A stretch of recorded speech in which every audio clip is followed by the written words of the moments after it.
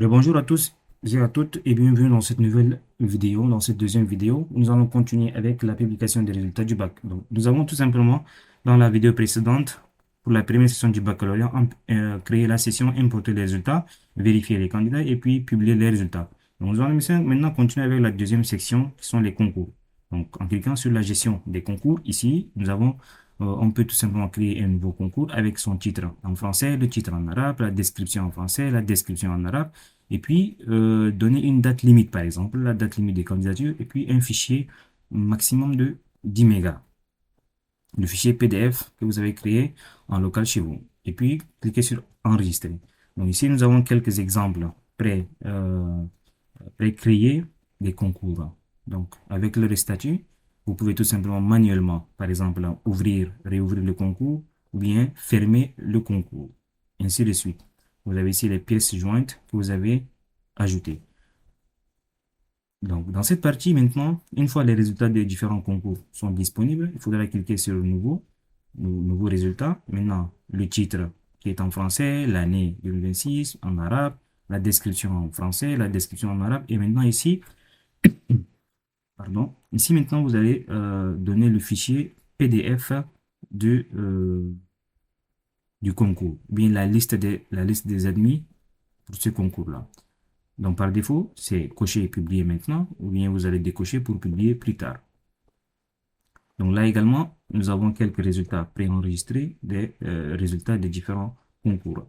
Donc maintenant, nous avons deux nouvelles sections qui sont les examens BTS et les examens de certification. Ce sont des modules qui n'ont pas encore été construits, mais qui ont été déjà prévus pour l'occasion.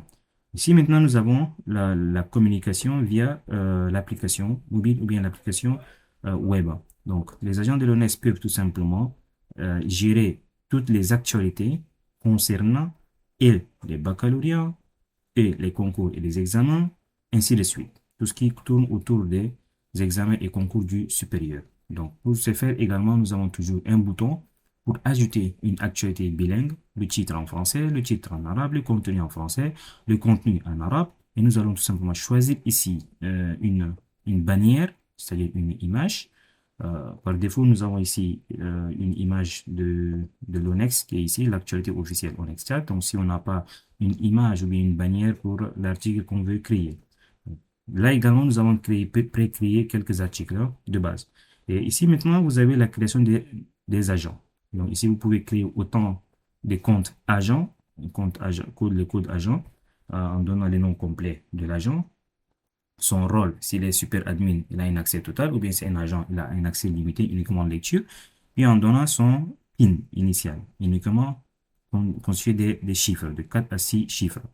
Donc, ça, c'est la gestion complète. On peut tout simplement désactiver cet agent, le modifier. On peut tout simplement réinitialiser son PIN s'il a oublié, en cas d'oubli. Donc, voilà. Maintenant, ici, l'agent peut venir changer, par exemple, on ne peut pas changer le code agent, changer son nom, il est inscrit quand, changer également son PIN. Donc voilà, c'est tout pour la partie expliquée du back-end, la partie visible uniquement par les agents de l'ONEX. Nous allons revenir dans une autre vidéo pour continuer avec l'application web disponible côté candidat.